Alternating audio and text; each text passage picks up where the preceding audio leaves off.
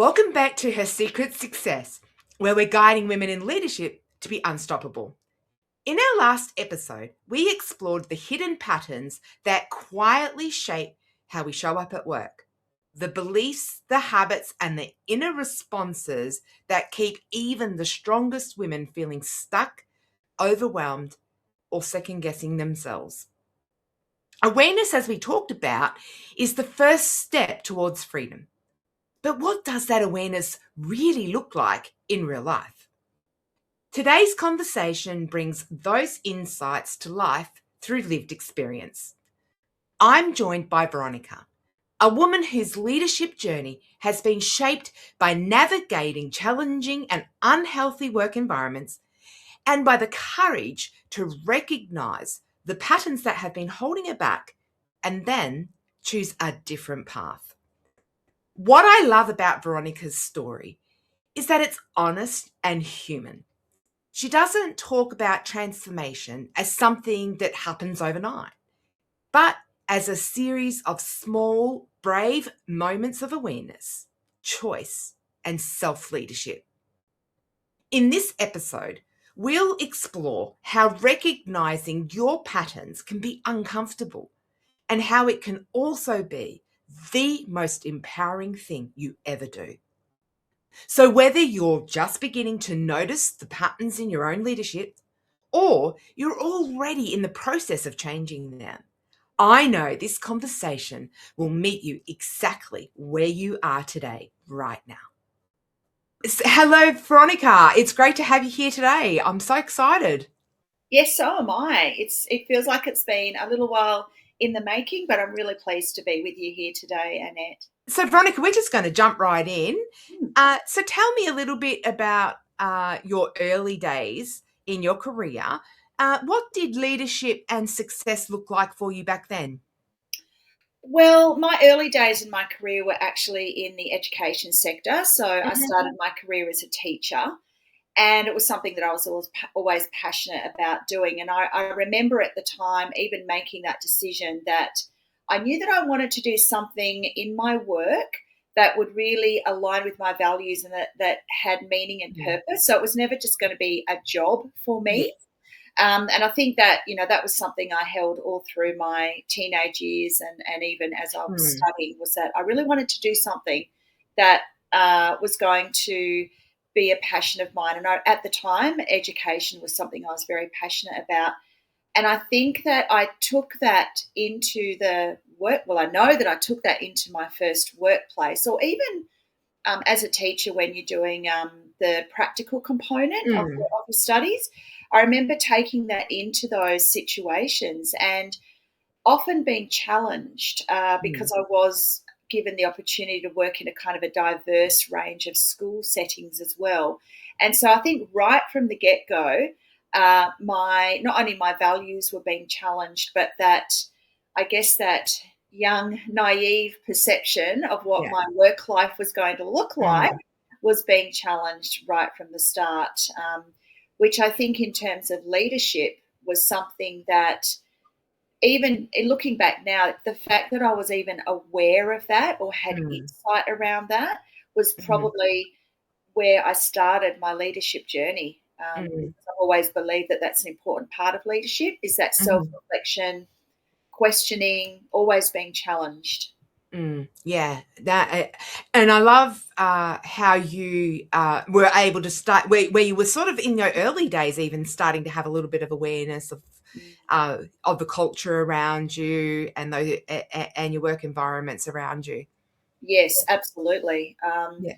I remember one of the very first teaching prac that I did happened to be in a Catholic primary school. And although I was Catholic and had a, a, a little bit of connection with the Catholic Church, but to be honest, I wasn't a fully practicing Catholic.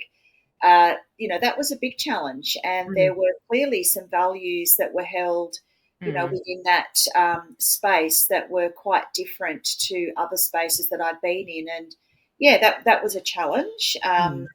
And in teaching, you can choose to go in all sorts of different directions. So, um, Mm.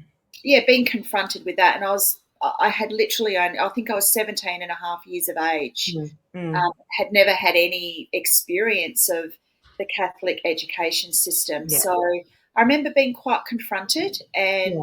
having to manage that, but Mm. also that feeling of being utterly incapable of having any influence in that Yeah. environment, Yeah. which was actually quite, looking back now, in terms of a workplace environment, wasn't particularly healthy.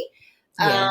and I probably should have maybe sought some advice or something around that. But being as young as I was, I just thought I had to, put up and shut up, Yeah. basically. Which is, And I think that's about the age that we're at. In yeah. that, if you think about it, if you're sort of even as a teenager, 17, even in your early 20s, Mm. we don't you're not thinking long-term consequences, so you're not looking it's just not how we're wired at that age. So it's not surprising that you didn't have that awareness, or limited awareness, or maybe even some awareness, but not able to sort of put it into the kind of perspective that you could do now, for instance. Yeah. Absolutely. And, what I observed, I knew was wrong, like from just a moral perspective. I Mm. suppose I felt that I believed it was wrong. But yeah, there was just a lot of conflict, Mm. and it was only a short term. I was there for two Yeah. weeks, Yeah. so Yeah. but I feel like it probably formed a lot of my approach and Mm-hmm. my philosophy moving forward as a teacher. I Mm. found myself always kind of sticking up for the students, the young Mm. people that were not always mainstream or fitting in. Mm. I Mm. seem to always be gravitating towards supporting and helping them in Yeah. every role that I've had. Yeah. And that's extended obviously beyond just my teaching as well. So, yeah. Sure. So you went through the early days in Yep. teaching. So tell me a little bit more as your career progressed. What did that start to look like? Yeah. So I guess I had pretty much decided after 2 and a bit years of teaching, I was a high school teacher. So I loved working with young people. I loved the idea of education. I was very passionate about education. But I found even in my very early days of teaching, I was seeking challenge. I was seeking Mm. to progress. Um, and I realized too at the time that the leaders that I was looking to, or the leaders that I was looking for aspiration from, Mm. became very important to me in Mm. my career.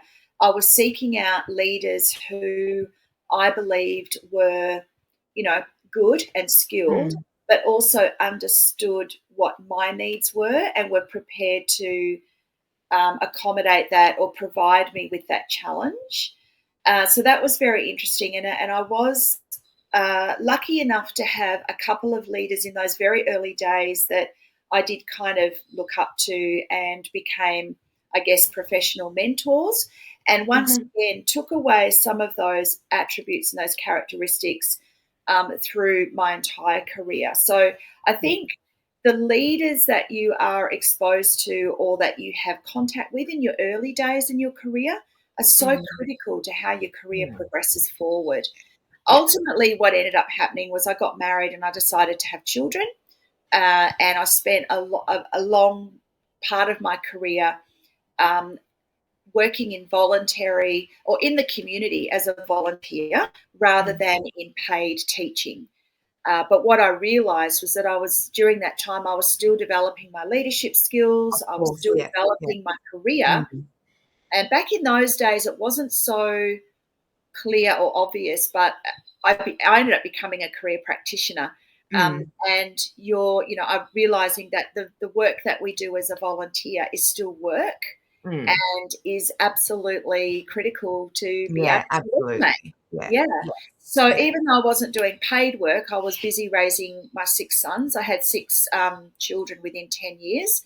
And in between that, doing little short stints of teaching, or I started running my own businesses as well.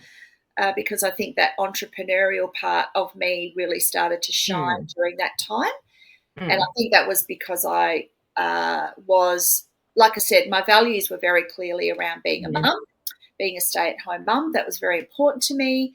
But at the same time, I liked the idea of working, because work to me was about meaning and purpose and giving back. And so, running businesses was a way of being able to do that. Also very creative. It's very creative to be entrepreneurial. And, there's that sort of income that you can be generating as well. So that all kind of happened during my over a 10-year period, from sort of early to mid-20s to early 30s. So I realised that time was also really critical to how my career progressed after being a stay-at-home mum. Yeah. And when we're talking about, because we're both career practitioners, right? So when we're talking about career, I love that you're talking about that holistic overview, that it's not just paid employment. Your career is all the things in your personal life, in your professional life, and in your community life that builds into I guess and I also love you when you were saying, it's doing the things that you're so passionate about and things that you really love. You don't always get the opportunity to do that in a paid environment, in an employed environment. You may get it in your own business. You may get it in a community. You may get it in a personal way. So I think it's really, I love that you sort of bring that overview of our career as being so much more than just a paid employment scenario. So having that holistic view. So when for you, Veronica, was the next time you sort of started to, in your career, where you encountered some of that, some of those behaviours, those unhealthy or toxic behaviours? Well, I think, once I had decided to, I think running my own business gave me a really big insight into how important it was for me as the leader. And I think running your own business and being a parent are the two situations in life where you've got to learn the most about leadership, because in both of those scenarios, there is nobody else that you can blame. You are responsible It's so for true. everything. Yes, I agree. And I had both of those going on. So, I made a lot of mistakes and learned a lot about myself and others. But in my own, what I recognised was when I was leading people. So leadership to me is all about people. Management is what you do when you're managing staff and resources and that sort of thing. Leadership is about people. So even in my business, I had built a team of people. And so, ultimately I felt a sense of responsibility for their, their progress and helping them with their aspirations and achieving their goals, etc., which, was both extremely rewarding, especially when you saw them progress. And also, like I said, that huge sense of responsibility that sort of ran alongside it. Probably wasn't until I went back into a workplace as an employee that I started to recognize the dynamics in a workplace that either had the potential to lead to negative outcomes or had already led to negative outcomes.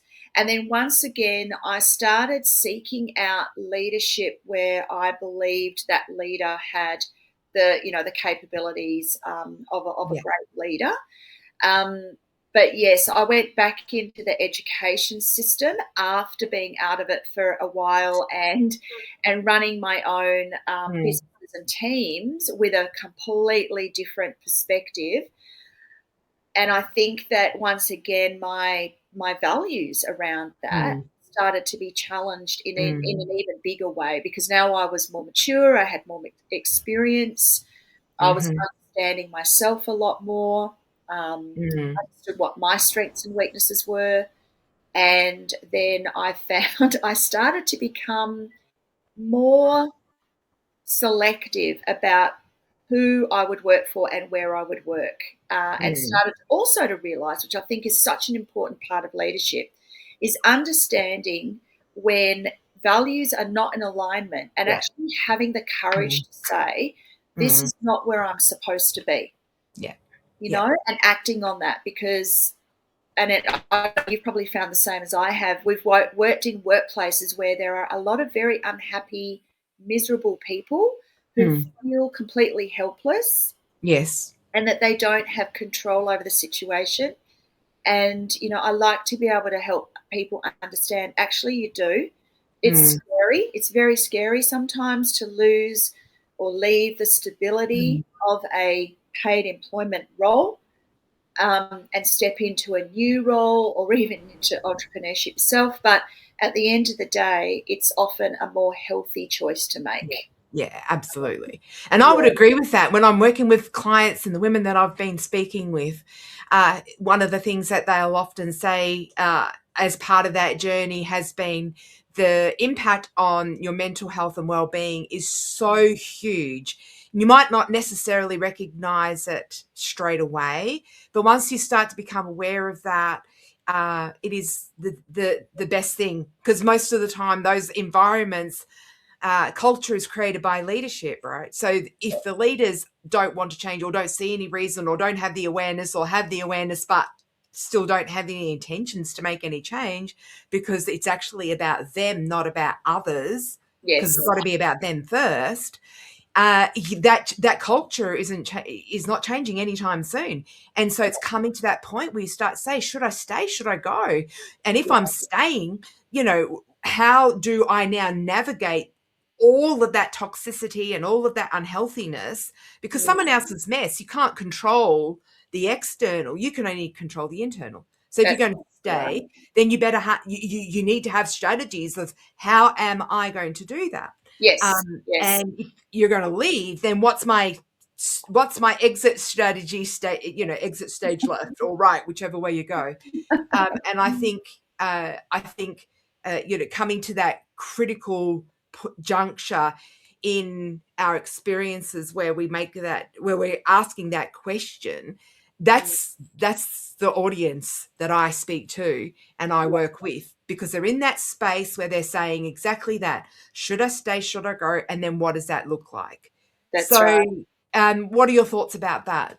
Yeah, absolutely. And in fact, I probably now, or in recent years, I would not go into anything without having an exit strategy Good already, advice. if not planned Mm, out in detail. I mm, always say to myself, something that's really helped me is because I'm a bit of a yes person and I do love a mm, challenge. And I mm, recognize that about myself. So I often say yes to new challenges or new possibilities or mm, just anything new and different, really. But what I always tell myself now is I'll say yes.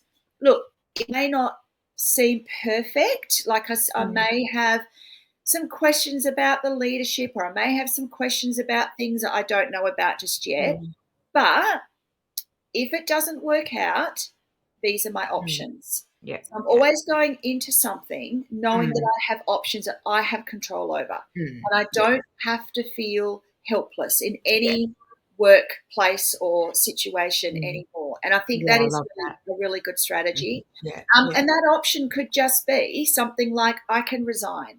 Yeah, yeah, absolutely. I can Yes. Yeah. resign, and if it's paid employment, if it's something within my business, I can just say I'll give it a go.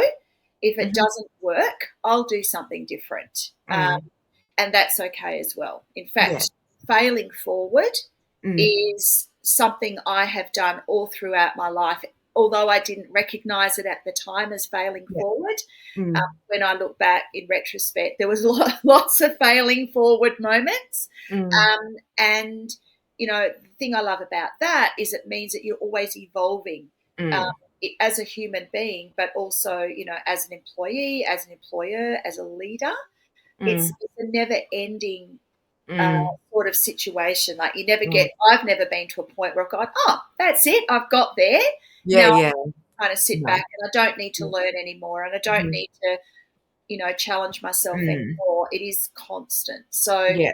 I think strategy is really important. And when I was in a work situation, I'd been teaching in a school It was a small school. I pretty much got as far as I could go in terms of leadership roles. I had an awesome principal at the time who has remained a mentor, professional mentor, all through my life and became a friend. Has become a friend. She, as part of her performance management, which she never called it performance management, she used to host what she would call a brightness of future conversation with all of her staff, just one-to-one, every year.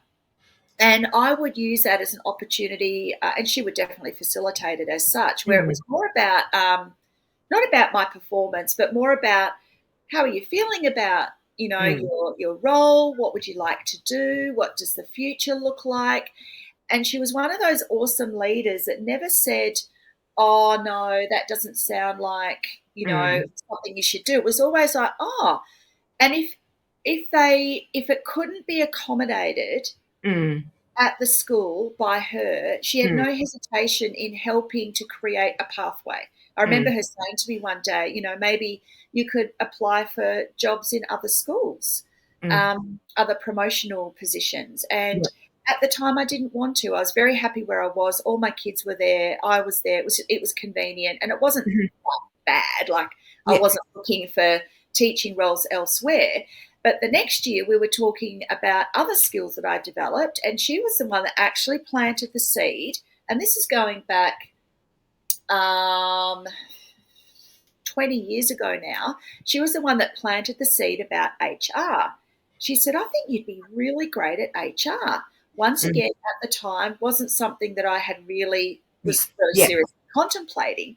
But what was great about those sessions was it was helping me to feel more comfortable about this discomfort that I was feeling in teaching. And she was encouraging me to explore other opportunities. And not a lot of leaders will do that because they see that as either some of them will see it as their failure. Like if they haven't, if as a leader they haven't made you so excited that you want to stay, in their world forever, then that's some sort of failing on them. Or they don't want to lose you. They want to retain those gifts and talents for themselves. And, looking once again, so much learning in retrospective, but that really meant a lot to me. And it was only 6 months later that I came back to her and said, I've explored and I want to resign, and I've actually bought a bridal shop, a bridal retail store, which I'm sure she had a good giggle about. But she was fully supportive, 100% supportive of that. And we continued our relationship anyway. And I ended up going back to that school and teaching after the retail shop didn't kind of work out. I went back and she welcomed me with open arms, and we started that whole process again. And that's where I kind of ended up moving into more of a career practitioner role, which was the best employment or employed job that I've ever had. I absolutely loved it. I would have stayed in that, except for the fact that the leadership did change.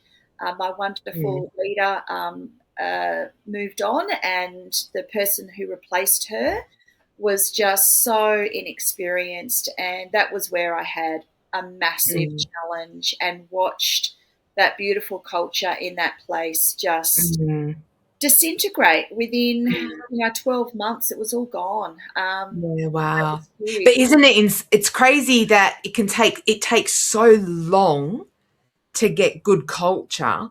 But it takes it's like one little tiny drop of oil in a glass of water will spoil the whole glass, right?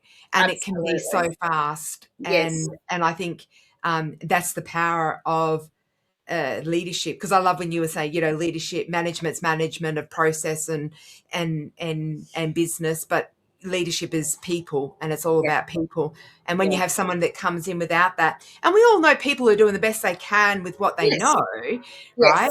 But people don't wake up and go, oh yeah, how can I, have a really crap day to do? And to be honest, I had a lot of empathy and compassion for this human being, because clearly,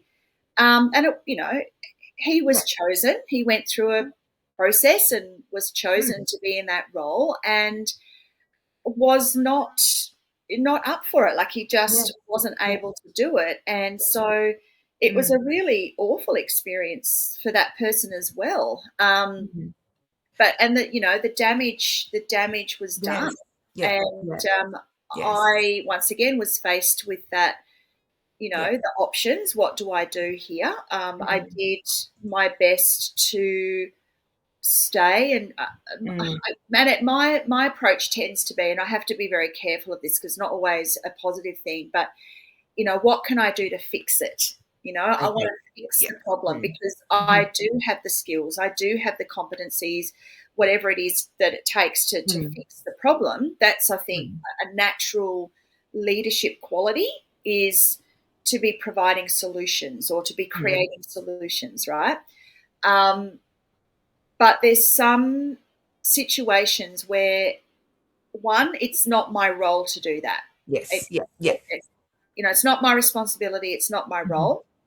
And secondly, it's not always in my best interests. So, I might be, and I did do it through that next 14, 15 months. I did a lot of work with my colleagues and supporting them and giving them, advice. I'd have students coming to me for career advice, and I'd have staff coming to me for career advice, basically. And, helping everyone through that. But it became apparent that nothing was going to be solved terribly quickly, and it was impacting on me. And because I had my business and I'd never shut it down, because the previous leader, the principal, was very happy for me to continue in my business. She thought it was amazing. She thought it was, brought a lot of value to what I was doing at the school anyway. I always knew I had an out. There was another option. And so for me, it was perhaps a little bit of an easier decision. But when it got to a point where I felt really emotional and when you kind of cross that line of being able to manage something reasonably well, and then now I'm not. Now I'm getting emotional in the workplace, and I've never seen any point in blaming anybody else. I'm in control of that. So it was time to move on, and that's what I did. Yeah.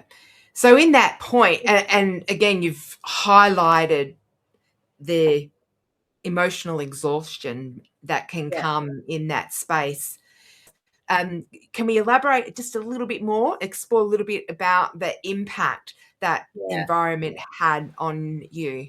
Yes. Well, I think, like I said, I was always seen, and have always been seen, actually, in any workplace situation. I tend to end up being the go-to for problem solving. And whether that's practical things like, where do I find this or where do I find that? I don't know. I just seem to have the ability to know where things are and be able to help people on that, even with little practical things.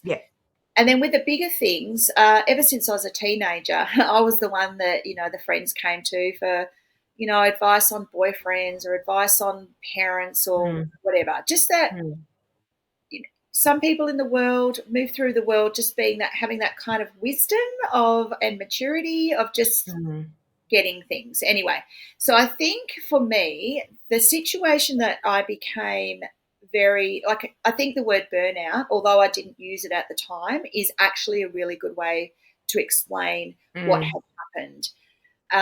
But it wasn't burnout from the job. The job itself was, as I said, best job I've ever had. Couldn't have asked for a more perfect role for me and for the school that I was in. But it was all of the other stuff that was going on, that dynamic that was going on, which was emotionally, just emotionally charged all the time. And I realized too that, as much as people will say, oh, leave your personal life or whatever at the door and go to work and be the employee, you can't do that. Like, life is life. Like, whatever is happening in life, you are going to take with you everywhere you go. And some people are very good at masking it, but at some point in time, either the mask slips off or you get sick. It actually causes, I'm a huge believer that stress is causing a lot of our health issues. And I see that in education all the time. And Yeah. my last stint in an education space, which was only just recently, helped me understand how much worse it's become. Like Mm. it Mm. is crisis point, Mm. I believe, compared to when I Yeah. was, Oh, last in a absolutely. school Yeah. Yeah. 20 years ago. It's really, really bad. So I think once again, it's challenging to keep a perspective on what's going on around you in order to make clear decisions. Because what I find happens is once you get into that emotional state, especially when you Mm. get to the point of burnout, Yes. cognitive part of your brain is actually no longer It's working shut down. properly. Yeah, It shuts absolutely. down, and Yeah. you're running on this limbic system, Mhm. and it's all about surviving. And I remember thinking that, like, I'm just going to work. How am I going to survive the day? Mm. What is going to come at me? Yeah. Who is going to come into my office and need my you know, my support. And that it was another really good opportunity to understand the importance of the personal work that I had to do in myself in order to be able to Mm. hold space for others. Mm. I think by nature, I'm always going to be like that. I'm always going to be there for people, and I'm always going to be helping them solve Mm. problems. So Yeah. for me, what that meant was, okay, if I'm going to continue to do that and be effective, Mm. I need to be having a whole bunch of strategies in my Yeah. life Mm. that will assist me to hold that space. So even though I wouldn't say it was the worst workplace situation I've had, because I had another one more recently, but up until recently, that was kind of the worst situation I'd Mm. been through. But the learning that came from that and the upskilling and the Mm. wisdom has been absolutely um, it's been critical to how I've developed in my business. Mm. I went from that. I did go into another paid situation for a while, another school, same thing. Didn't I should have known better, shouldn't I? Came out of that. Yeah. It wasn't so bad that time because I Mm. realised pretty early on that it just wasn't going to work. So Yeah. I negotiated my exit out of that one, and then just went 100% into my business because I Mm. realised that was when I realised. And by this stage, or I was just turning 50, and Mm. I realised that I had to get comfortable with the idea that Mm. I probably was never going to be an employee again. Yeah. And that was hard Mhm. because I love Mm. being part of a team, and I love Yes. contributing, and I love being in a Mm. leadership role, and I love all the things that being an employee brings, Mm. but I just wasn't good at Not it. to the expense of who you can be authentically as yourself, right? And show up and be safe in that environment, because that's what starts to happen. I know Yeah. in my experience as well, and and again, some of the women that I've been recently speaking with, one of the first things that they start to feel is that all I want is a space at the table. Just make space for me, and who I am. And Yeah. when you're in those environments, if there's one thing it does, it shuts down your voice, it shuts down who you are in your Mm, personality. It's not absolutely. welcome. Yeah, It's you just not actually welcome. and you start behaving differently, and that's something I love to help people with, is Mm. understanding that it's great to know what your strengths are, and Mm. what your strongest values are, because they will inform you Yes. around what you will potentially do when you're Mm. challenged. So in Yeah. challenge, we have a certain way of responding to the challenges around us, and it's pretty much a pattern. Like if you Mm. think back, you'll recognize in yourself that Mm. any time there's been a challenge, you've probably managed it in a very similar way, and Mm. that's because of it is because of our values and how Yeah. we choose to act on those. Mm. So whether you're someone who, like for me, I realized I tend to shut down. I become very detached, kind of very Mm. business-like in how I approach things. Probably why I have a Yeah. strength in solving problems, Mm. because I don't get particularly emotionally invested Mm. in the issue. I just want to sort the Yeah. problem out and get to Mm. a resolution. Um, and I can now recognize in myself when I'm starting to shut down, I'm starting to detach. I no longer feel a part of the collective. I'm no longer wanting to engage so much. But, I can also become quite emotional. I think that's not so much anymore. But there are periods definitely when, I'll have a good cry, or I'll just, it'll just build up, and, I'll have a bit of a cry.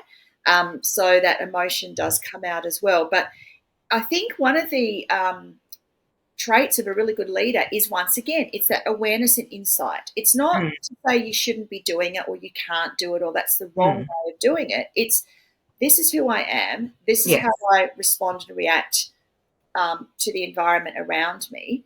And once again, how do I use that? How do I leverage that information to kind of work through the issues? And as I mentioned, I was challenged again more recently when last year I had reached a stage. There was a few things going on. Those, the ladies that are listening that are perimenopausal or menopausal or postmenopausal, I had a period last year where I just felt so weird and unproductive and helpless, and I've never suffered from depression in my life, but I reckon if that's what it is, that's what I was going through. So hormones play a huge part in how we respond and react to stress and situations around us as well. Anyway, went and I'd give, like, my business was kind of, it slowed down, and I just wasn't feeling creative anymore. And so I was experiencing a form of burnout, I suppose, but I didn't realize at the time that it wasn't caused by the business or the work, which I actually loved. But all this other stuff that was going on. And so I decided that maybe I just needed to go and get a job again and be employed again. I had been out of employment for some time running my business. So I did. I got my hormones sorted, had this huge burst of energy again. I went, I can work full time, and took on a job that was full time. And once again, this is where I knew that I had become, a wise person. Pretty much my first week on the job, I knew that it was a mistake. However, I needed to prove something to myself, I think is what it was that I could be a good employee. I could follow the rules, follow the leader. I thought the leader was amazing, and then we all started falling off. And look, I hung in there for 7.5 months before resigning, and the end part was not pleasant. And that was only because I probably should have, like I said, that first week. But look, in all honesty, the title and the role was very attractive. The salary was very attractive, and I probably made that choice going against all of my values that I've always had around work, which was that work for me was always about meaning and purpose and making a difference, and money was probably secondary, to be completely honest. This time around, it was all about the title and the money, and it didn't work. But coming out of that, once again, learnt a lot, evolved again, took away a confidence, interestingly enough, because it was definitely a confidence-shattering experience. But once I healed and had processed, I realised I was actually way more confident as a practitioner in my business than I had been last year. So it definitely served a purpose. I hate that life kind of needs to throw up these challenges for those of us that want to keep learning. It's like, can we stop now? But at the end of the day, I'm very, very clear today about who I am, what I want to do, and what I want to do moving forward, and who I want to help, and back into being my own boss again, which is fantastic for me. Works for me. And thanks so much, Veronica, for taking us through all of the ebbs and flows of your career and navigating those spaces. And what I've really loved about our conversation so far is it's a recognition that no matter what happens externally in that space, and it is hard, and there are emotions, and we need to process all of that. Really, it does come back to us taking self-responsibility, because we can't control the external, but we can control our internal and what that looks like. And throughout your career, I can also see that your passion for professional development for yourself speaks profoundly, because if we're not open for that personal development and for the process of awareness, I mean, that's our starting point before anything can change. Understanding what are our values, what are our beliefs, what are those hidden patterns inside of us that are keeping us stuck, holding us back. What's working really well? Keep doing that. What isn't quite working in our favor? How can I then change that? And what does that look like? And it really is the time we spend in that internal space. And it takes courage to just show up in those moments, be self-compassionate, be okay, because emotion is telling us how we're feeling. It's not good or bad. It's just telling us how we are in that moment. And allowing that and processing that and being able to, work in our mindset so that it all comes into alignment with our values, so that you can make values aligned decisions for whatever that looks like on your personal and or career life. Yeah, absolutely. And I think, although, I would say I've probably always been interested in personal development, even as a child, for those of us that have got children, you look at, your adult children, and you can see exactly, they were exactly the same when they were, 3, 4, 5. So I think personal development was always something I was interested in, and therefore invested a lot of time and money into that. But I think what you realise over time too is this common threads, I suppose, or common themes that run throughout life in terms of, for example, like I love that Socrates, quote, "Know thyself."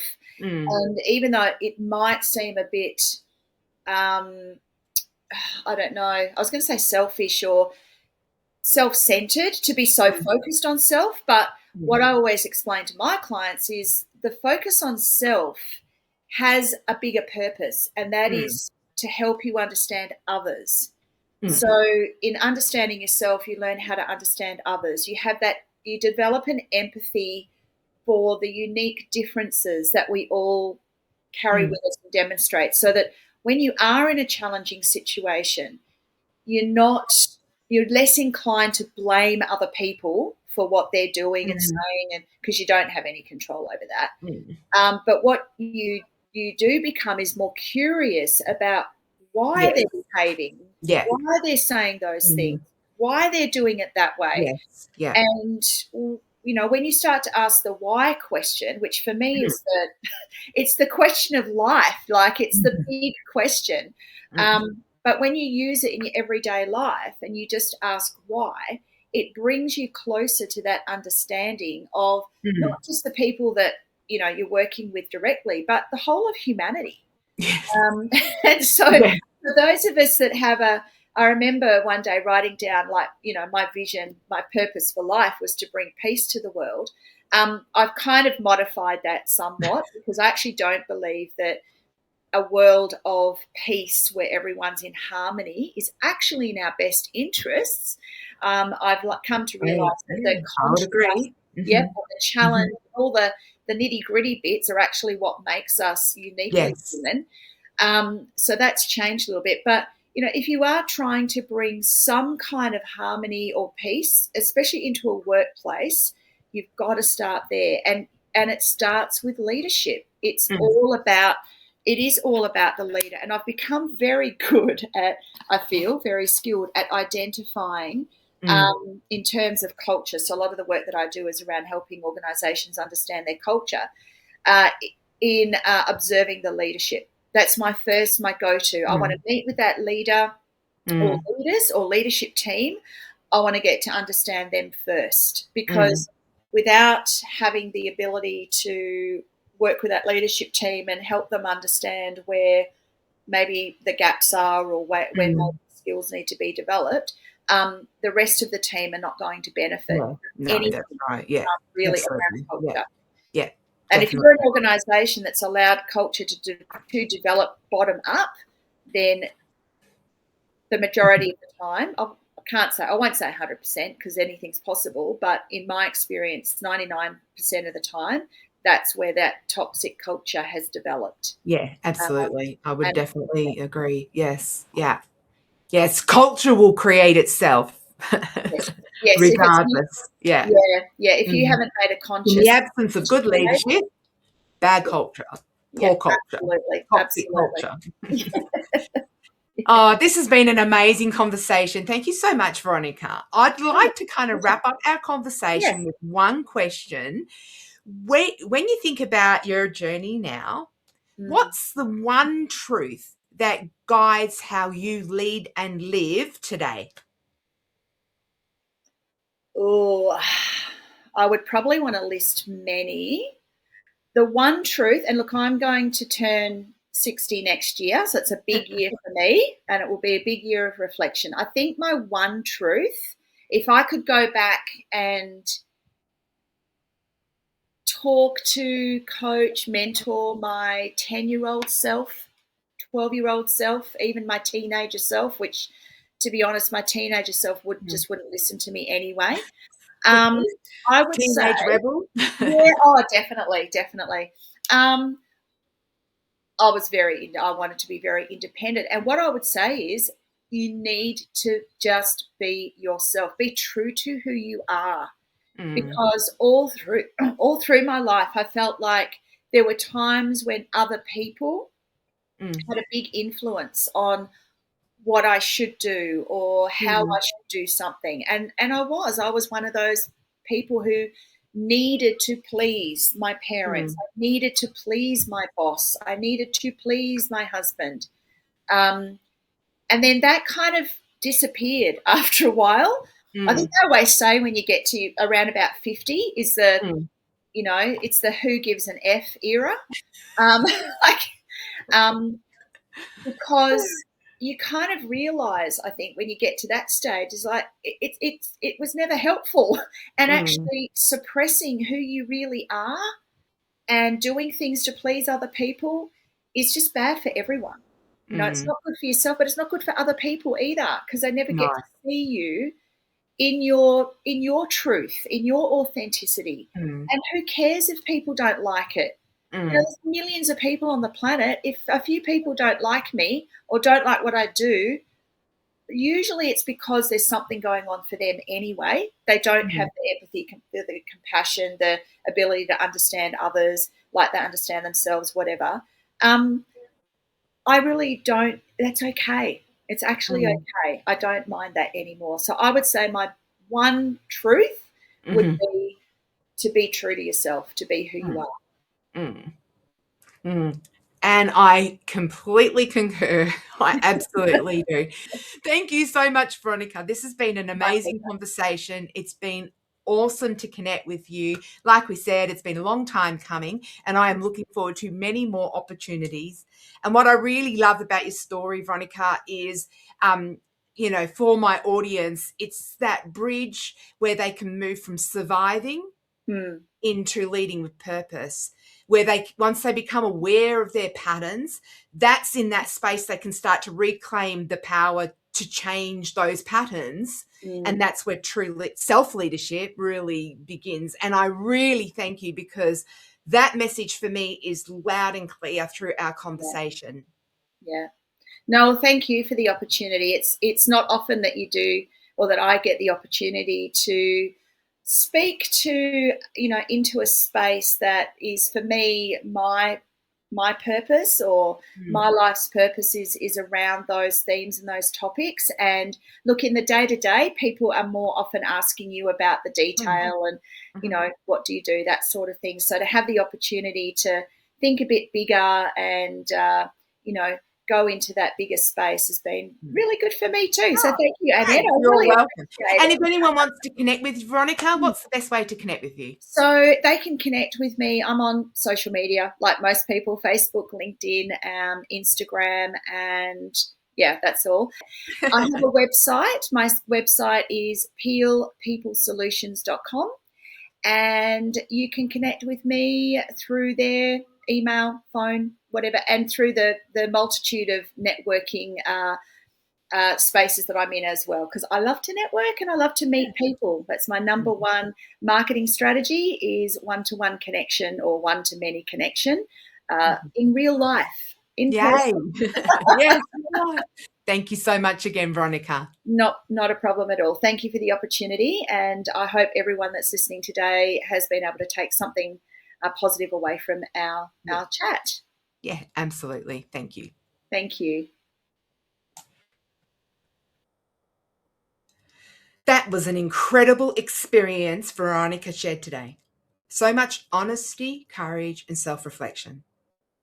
And what stands out most for me in her journey is that real change didn't begin when her work environment shifted. It began when she became aware of the patterns she was carrying inside. And that awareness, whilst it's uncomfortable at times, was Veronica's turning point. And to every woman watching, if any part of Veronica's story felt familiar for you, if you noticed yourself thinking, that sounds like me, please hear me. There is nothing wrong with you. Patterns are learned, they're protective, and once you can see them, you can begin to choose something different. And in our next episode of Her Secret Success, we'll take this conversation even deeper. We'll explore how to begin reclaiming your confidence and voice, especially where they've been shut down by challenging environments or self-doubt. Because once you recognize these patterns, the next step is remembering who you are without them. So this is Annette Bacon, and this is Her Secret Success, where we're guiding women in leadership to be unstoppable. I'll see you in our next episode.